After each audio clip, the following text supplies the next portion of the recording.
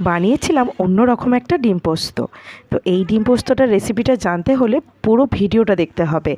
নিয়েছিলাম লঙ্কা, পেঁয়াজ, পোস্ত আর একটু কিশমিশ ভালো করে বেটে নিয়েছিলাম। তারপর ডিমগুলোকে ভেজে নিয়েছিলাম একটু পেঁয়াজ দিয়ে আর লঙ্কা দিয়ে, হালকা করে ভেজে ছোট ছোট করে কেটে নিয়েছিলাম। তারপরে গরম তেলের মধ্যে ছেড়ে দিলাম কালো জিরে আর পেঁয়াজ, সামান্য একটু নুন, সামান্য একটু লঙ্কা গুঁড়ো, হলুদ দিয়ে ভালো করে এটাকে নাড়াচাড়া করে নিলাম। এতটা ভালো করে ভাজতে হবে যাতে একটু গলে গলে যায়।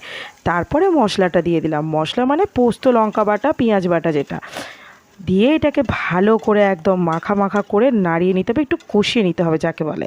কষিয়ে নিলে একটু বেশ টেস্ট হবে। তো একটু ভাজা ভাজা হয়ে যাওয়ার পরেই এটার মধ্যে ডিমটা দিয়ে দিয়েছিলাম।